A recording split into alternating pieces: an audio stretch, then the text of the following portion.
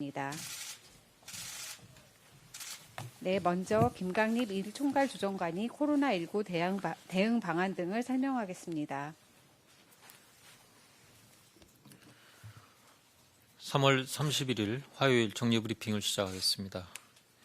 오늘 0시 기준으로 코로나19로 치료받고 계신 환자는 4,216명이며 5,408명이 완치되어 격리 해제되었고 162명이 사망하셨습니다. 어제 신규 확진자는 125명이며 격리 해제는 180명이고 안타깝게도 4분이 사망하셨습니다. 신규 확진된 125명 가운데 96명은 국내에서 확진된 사례입니다. 이 가운데 70여 건은 병원이나 교회에서 감염된 사례로 아직까지 국내에서의 집단 감염 사례가 주요한 확진 요인으로 분석되고 있습니다. 신규 해외 유입 사례는 총 29건으로 검역 단계에서 15건, 지역사회에서 14건이 확진된 사례입니다. 이 가운데 한 분을 제외하고는 모두 우리 국민입니다. 오늘 국무총리 주재로 열린 중대본 회의에서는 입국자 방역 강화 관련 교통 지원 대책, 마스크 수급 동향 등을 보고받고 논의하였습니다. 이와 함께 신학기 개학 방안에 대한 토의가 이루어졌으며 이 부분에 대해서는 오후에 별도로 브리핑이 있을 예정입니다. 정세균 국무총리께서는 교육계와 학부모님들, 방역 전문가들이 아직 학교 아이들을 등교시키는 것이 어렵다는 의견이고 감염 위험을 대폭 낮추기 위해 방역 역량을 총동원하여 노력했으나 지역사회 감염 우려도 여전하여 온라인 형태의 개학을 유력하게 고려하고 있다고 했으며 온라인 개학을 위해 단말기 제공 등 필요한 사항을 준비하고 시험과 입시 일정도 조정할 것이며 개학과 연계해서 시행 중인 사회적 거리두기의 강도를 조절하는 시기와 방법에 대해서도 신속하게 검토할 것을 당부하였습니다. 정부는 3월 22일부터 강화된 사회적 거리두기를 당부드리고 있습니다.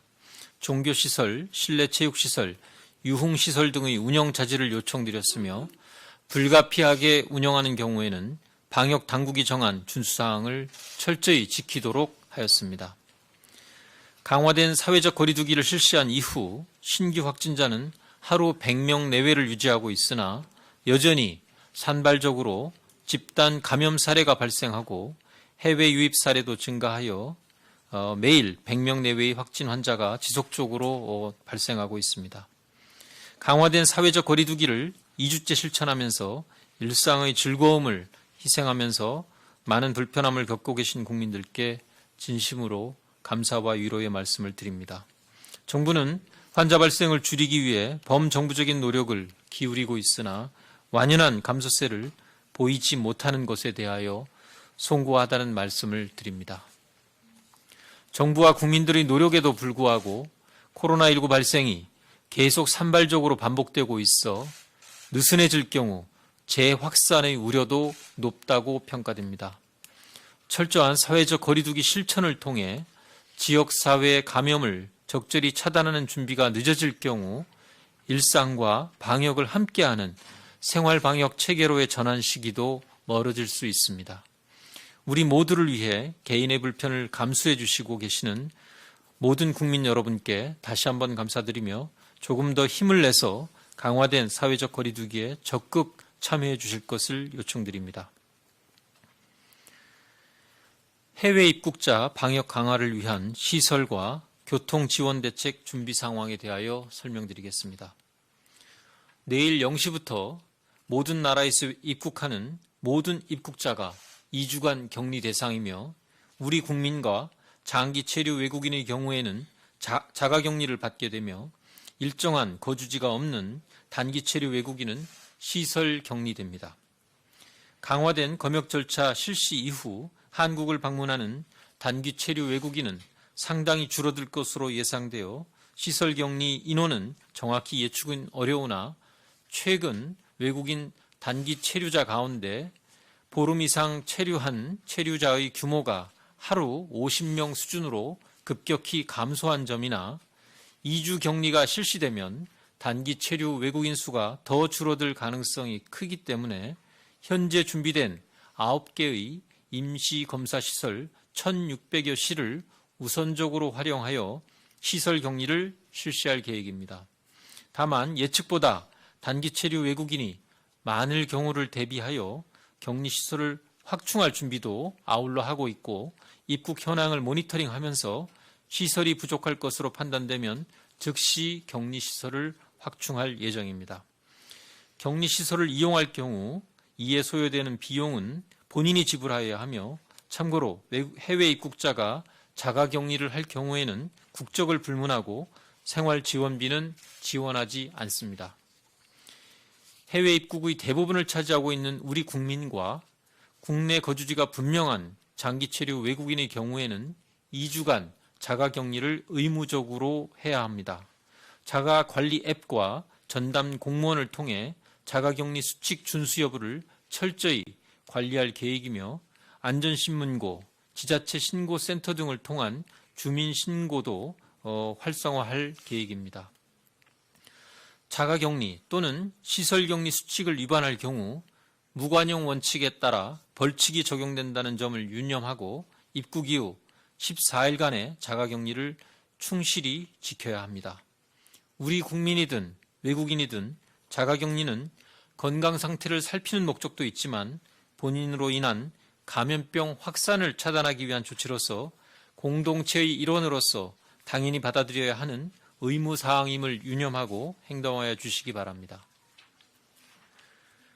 내일부터 모든 해외 입국자는 승용차를 이용한 귀가를 적극 권장하되 승용차 이용이 어려운 경우에는 해외 입국자만이 탑승하는 공항버스와 KTX를 이용토록 하고 공항철도 이용은 제한할 계획입니다.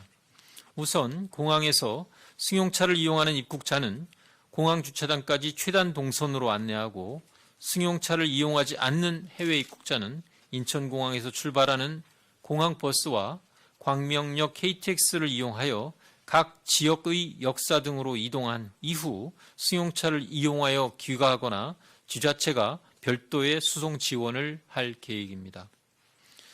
지방행 공항버스는 주요 노선별로 졸음 쉼터를 지정 운영하고 해외 입국자의 공항철도 이용을 제한하여 일반 시민과의 접촉을 차단할 예정입니다. 다만 인천공항으로 들어오는 공항버스는 일반인 탑승을 허용하는 등 평소대로 운영하고 공항 종사자를 위해 퇴근 집중시간 대에는 별도의 공항버스도 운영할 예정입니다. 앞으로는 제주 거주자를 제외한 해외 입국자들은 국내선 항공기의 이용이 제한되며 공항버스와 KTX를 이용하도록 하겠습니다. 이탈리아 교민 귀국 지원 계획에 대하여 설명드리겠습니다.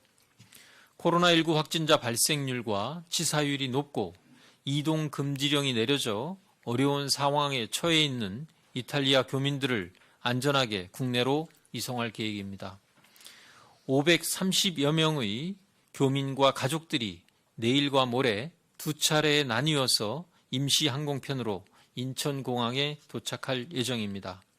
각 임시 항공편에는 외교부와 의료진으로 구성된 신속 대응팀이 파견되어 이탈리아 출발 전 증상을 확인하고 기내에서의 응급 상황에 대비할 계획입니다. 비행기 탑승 이전에 공항 건강상태 질문서를 확인하여 유증상자들은 좌석을 분리하여 이동하고 입국 후에는 인천공항의 별도 게이트에서 검역을 실시하여 유증상자는 인천공항에서, 무증상자는 별도로 마련한 임시생활시설에서 진단검사를 받게 됩니다. 진단검사 결과 양성으로 확진받은 사람들은 중증도에 따라 의료기관 또는 생활치료센터로 이송되어 치료를 받게 됩니다. 입국자 가운데 1명 이상의 확진 환자가 나올 경우에는 혹시 모를 감염 위험을 감안하여 증상이 없는 교민들도 모두 14일간 임시생활시설에서 보호조치를 받게 됩니다. 전원 음성 판정 시에는 4일 후 2차로 진단검사를 추가로 실시하여 모두 음성일 경우에는 자가격리로 전환할 계획입니다. 교민 수송, 시설 관리, 의료 지원 등을 위한 정부 합동 지원단을 구성하여 교민 이송과 의료 지원에 만전을 기하겠습니다. 이탈리아 교민 이송 격리와 관련하여 이분들과 가족들의 인권과 사생활이 침해되지 않도록 취재와 보도에 신중해 줄 것을 당부드립니다. 코로나19의 확산으로 인하여 생활에 어려움을 겪는 저소득층 230만 명의 한시적 생활 지원을 위하여 소비 쿠폰을 지급합니다. 전라북도 남원시, 경상북도 봉화군, 전라남도 해남군과 강진군에서 오늘부터 첫 지급을 시작하고 나머지 지자체들도 4월 두 번째 주까지 조속히 지원할 예정입니다. 지급 대상은 3월 기준 기초생활보장제도 수급 자격이 있는 가구 등으로 4인 가구를 기준으로 해서 108만 원에서 140만 원 상당의 소비 쿠폰을 지원하게 됩니다. 소비 쿠폰은 코로나19로 위축된 지역경제의 보탬이 되기 위하여 지역사랑 카드와 종이상품권, 온누리 상품권 등 각 기초자치단체의 여건에 맞는 방식으로 지급됩니다. 쿠폰 지급은 별도 사전 신청 없이 신청인의 주소지 소재, 주민센터 방문 등을 통하여 대상자임을 확인한 이후 쿠폰 수령이 가능합니다. 보건복지부는 지방자치단체와의 긴밀한 협력을 통해 신속하고 정확하게 지급될 수 있도록 노력하겠습니다. 코로나19의 발생이 확실히 꺾이지 않고 확진자 증가 추세가 정체되고 있어 아직은 안심할 수 있는 상황은 아니며 사회적 거리두기를 실천해 나가야 할 때입니다. 아프면 사나흘 쉬면서 몸 상태를 살피고 외출이나 모임을 삼가하는 것이 중요합니다. 코로나19는 증상이 가벼운 초기에도 전염될 수 있어서 다른 사람과의 접촉을 최대한 줄여 바이러스가 전파되는 것을 예방하는 것이 중요하기 때문입니다. 열이 나거나 기침, 가래, 근육통, 코막힘 등 호흡기 증상이 있으면 집에 머물면서 사나흘간 쉬어주시고 주변 사람들과 만나는 것을 최대한 삼가하고 집에 가족이나 다른 사람이 있으면 마스크를 쓰고 생활해야 하며 특히 감염에 취약한 고령자나 기저질환자와의 대화나 식사 등의 접촉은 자제해 주실 것을 당부드립니다.